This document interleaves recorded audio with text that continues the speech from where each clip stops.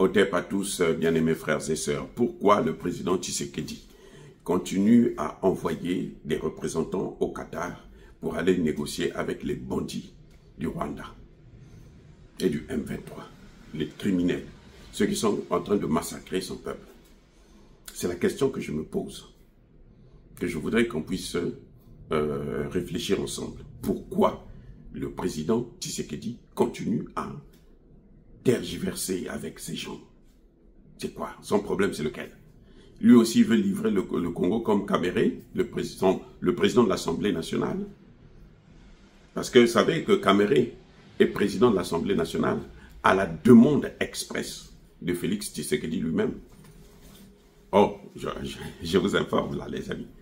Monsieur Vital Kamere ne serait pas élu président de l'Assemblée nationale si le président Tshisekedi n'était pas intervenu en personne.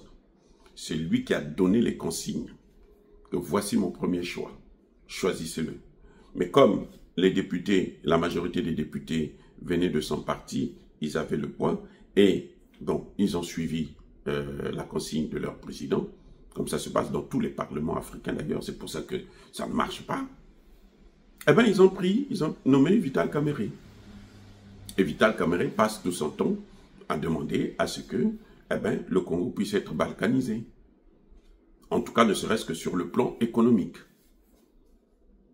Maintenant, ce qui est pire, c'est que les Rwandais demandent à ce que leur langue nationale puisse être une langue nationale au Congo. C'est-à-dire que le Kinyarwanda puisse être une langue nationale au Congo, à côté du français, de Lingala, du Kikongo, machin, tout ça. Le français, bon, on peut balayer ça. Mais à côté du Lingala, à côté de Swahili et autres.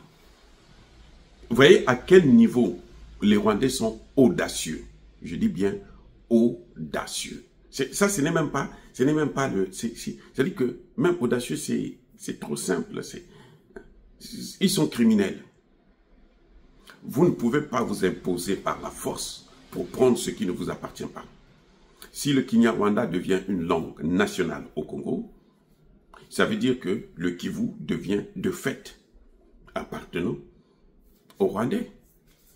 C'est-à-dire qu'on est en train d'amener les Congolais à accepter quelque chose que tous les ancêtres congolais ont toujours refusé. Depuis Mobutu.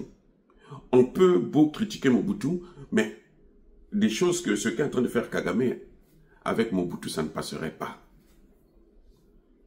En tout cas, ça allait durer 1 an, 2 ans, 3 ans, mais pas 5 ans. Mobutu aurait déjà trouvé un moyen pour écraser ces Rwandais, rentrer au Rwanda, détruire tout le Rwanda. On nous dit que l'armée congolaise est faible, il faut d'abord réformer l'armée congolaise. Je soutiens cette thèse, c'est vrai, il faut réformer l'armée congolaise. Mais ça ne veut pas dire que dans cette armée-là, il n'y a pas de Congolais qui peuvent faire l'affaire. Il y en a eu. Mais Kabila en a tué beaucoup. Avec les Vital Kamere, là. Il était le président de l'Assemblée nationale de Kabila. Donc, il savait mais ce qui se passait dans le pays. Quand on a tué les Mamadou Ndala et autres. Ils sont nombreux, les généraux, qui faisaient le travail que Kabila a massacré. Parce que l'objectif, comme ils sont tous des Rwandais, c'est de balkaniser le Congo. De fait, c'est-à-dire qu'un jour, vous êtes surpris comme ça, vous êtes en train de voir le Congo en train d'être coupé en mini-morceaux sur le plan économique, et après, on le voit maintenant par la terre, par la langue. On impose, maintenant les Rwandais veulent imposer le Kinyarwanda aux Congolais. C'est du jamais vu. Parce que les Congolais, à force de vouloir un peu d'argent, ils ont ouvert la porte au diable. Donc, M. Tshisekedi doit arrêter de négocier avec le diable. On ne négocie pas avec le diable. Si vous négociez avec le diable, il va vous demander votre tête à vous. Et si Tshisekedi continue à prendre le temps comme ça, il risquera de ne pas terminer son mandat. Cette thèse où Donald Trump a sauvé Tshisekedi, Donald Trump n'a pas envoyé ses soldats. Ce sont les Congolais qui ont fait le travail. Je reprends. Donald Trump n'a pas envoyé les marines. Il a peut-être donné l'information, c'est très bien. Ceux qui ont exploité cette information, ce sont les Congolais. Ils pouvaient aussi ne pas exploiter cette information. Et puis laisser tomber les choses. Tshisekedi doit comprendre que sa tête aussi est mise à prix, même après la présidence. Avec ces gens-là, il n'y a jamais eu de pardon. Avec ces gens, il n'y a pas de pardon. Quand vous leur tenez tête, ce qu'il est en train de faire là, vouloir essayer de résister face à Kagame. Je dis bien essayer de résister parce qu'il ne résiste pas. S'il résistait là, l'armée, on aurait déjà vu de grands changements dans l'armée. On aurait déjà vu de gros changements au sein de cette administration. Il n'y en a pas. Ça veut dire qu'il essaye, il a du mal à accepter, par exemple, des thèses comme Kamere soulève là, à moins que ça soit en complicité avec Tshisekedi lui-même. Le Qatar est en train de faire ça. Pourquoi? Je vais vous rappeler une chose. Al-Qaïda est le bébé, l'enfant chéri du Qatar. Je reprends. Al-Qaïda a été créé par le Qatar et les États-Unis d'Amérique. Vous le savez, chers Congolais, chers Africains, le Qatar ne négocie pas là pour rien. Le Qatar a investi plus de 30 milliards de dollars au Rwanda et le Qatar veut récupérer ça. C'est pour ça que vous voyez ces négociations, ils tirent en longueur. Quand Donald Trump va faire un tour là, au courant de la semaine, au Qatar, le problème lui sera posé. On va lui demander d'aider le Qatar. En échange, le Qatar va, comme d'habitude, financer les opérations militaires de l'Amérique. Ça a toujours été comme ça. Le Qatar a toutes les opérations militaires des États-Unis. Pour détruire la Libye, les Houthis, les machins, tout ça là, le Qatar a donné sa part.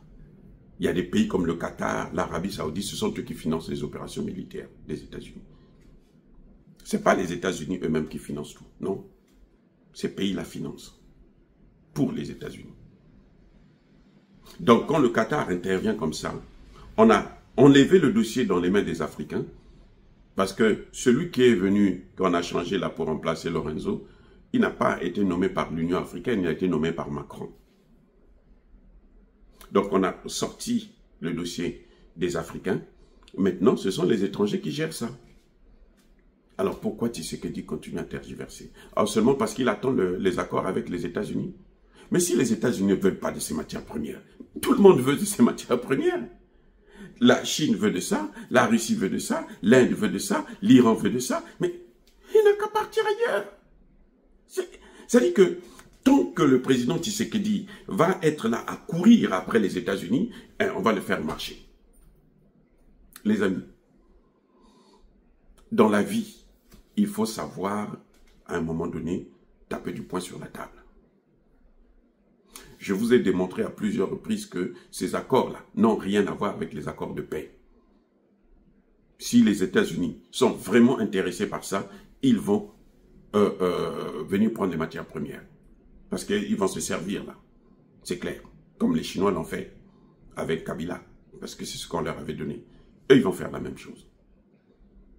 Si ça les intéressait, vous avez vu comment ils ont couru pour l'Ukraine. C'est Donald Trump qui a fait la proposition.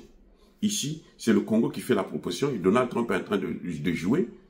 Et puis, il faut savoir que Donald Trump est Mabalugan Tango. C'est-à-dire, il dit quelque chose aujourd'hui, demain, il change. Il est imprévisible. On l'a vu avec la Chine. Il a plié, sans faire du bruit cette fois-ci. Il dit, bon, j'ai réduit de 145 à 30% de taxes. C'est une défaite. Les amis, arrêtons de jouer comme ça. Le Qatar, pour moi, est caduque. Le Qatar, là, parce que il n'y a pas qu'un seul mouvement armé en RDC. Donc ces terreaux-là, il faut les mettre tous ensemble et négocier. Pourquoi le Qatar n'invite que ceux-là? Parce que c'est ceux-là qui occupent actuellement le devant de la scène. Alors c'est à la RDC de s'imposer Le Qatar va faire tout ce qu'il peut pour boycotter la RDC tant que la RDC ne va pas se réveiller. Monsieur Tshisekedi, vous devrez le savoir. Ce n'est pas vos amis. Vous êtes partis placer des ambassades, ouvrir des ambassades, des consulats et autres au Qatar. Là. Ça ne sert à rien parce que ça n'avantage pas les Congolais du tout. Pas du tout. Et ce n'est pas ça la diplomatie. Je suis désolé. La diplomatie, c'est faire passer ses idées par des moyens pacifiques. C'est tout. La diplomatie, c'est pas aller céder ses terres ou ses biens pour obtenir la paix. Non. C'est pour ça que vous voyez que Kagame ne retire pas ses soldats. Parce qu'il sait que même les Américains le soutiennent. Les Américains, combien de fois les Américains, on avait donné jusqu'au 2 mai, non? Aujourd'hui, nous sommes quantième. Vous avez vu Kagame retirer ses soldats? Non. Parce qu'ils s'en fichent, parce que les Américains sont toujours avec lui. Il faudrait qu'on soit réaliste. Arrêtons de dormir. Les Américains jouent sur les deux plateaux. Ils sont en train de voir, parce qu'ils savent que ce qu'ils veulent proposer là, ça risque de faire un scandale tel que même Trump lui-même, ici aux États-Unis, va être critiqué. Ce qu'ils veulent proposer là, c'est impliquer le Rwanda dans ces accords. Sinon, ça n'a rien à voir avec les accords de paix. La paix, c'est entre le Rwanda et la RDC. Les accords de minerais, c'est entre la RDC et les États-Unis. C'est deux choses complètement différentes. Et puis, on ne peut pas avoir des accords de paix. On négocie au Qatar, on négocie aux États-Unis, on négocie en Afrique, on négocie je ne sais pas où. C'est quoi ça? C'est quoi? Ça, c'est un divertissement. On est en train de faire gagner du temps. Vous savez que le Rwanda continue à combattre, continue à massacrer des Congolais. Et ça ne peut pas continuer comme ça. Moi, je crois que les négociations du Qatar devaient être suspendues immédiatement afin que le Congolais puisse maintenant prendre leurs responsabilités eux-mêmes. Et si les Américains ne veulent pas de ces matières premières, qu'ils dégagent, on s'en fout d'eux. Les Américains n'ont jamais développé un seul pays au monde. Lequel? Oh, vous allez me dire qu'ils ont développé le Qatar, parce qu'ils achètent le pétrole qatari, mais ils ont développé quoi au Qatar? Ils ont développé le terreau-terreau. En Arabie Saoudite, c'est quoi? Le terreau-terreau. Qu'est-ce qui fait leur force? C'est ça? Non, ça suffit. Monsieur Tshisekedi, prenez vos responsabilités. Si vous avez des Congolais là-bas, retirez les Congolais. Que les États-Unis fassent ce qu'ils veulent. S'ils ne veulent pas signer des accords de minerais avec vous, vous partez ailleurs. Le monde est vaste. Je ne comprends pas. L'Amérique est en déclin actuellement. Vous voyez comment Trump est en train de balbutier là? Vous croyez que c'est par hasard? C'est pas neutre. C'est à cause des problèmes qu'il a, qu'il n'arrive pas à régler. Aujourd'hui, hier, on ne le critiquait pas. Maintenant, là, suivez bien les informations, vous allez voir comment les gens se mettent à le critiquer. Les républicains eux-mêmes le critiquent. Je ne suis pas sûr qu'en 2022, là, dans 2 ans, là, en 1 an et demi, il va encore reprendre la majorité dans les 2 chambres. C'est pas possible. C'est pas possible parce que la catastrophe est incroyable. On a l'impression que c'est un amateur. Que c'est un enfant qui est en train de jouer avec un avion qu'il ne connaît pas piloter. Voilà ce qui est en train de se passer aujourd'hui avec l'économie américaine.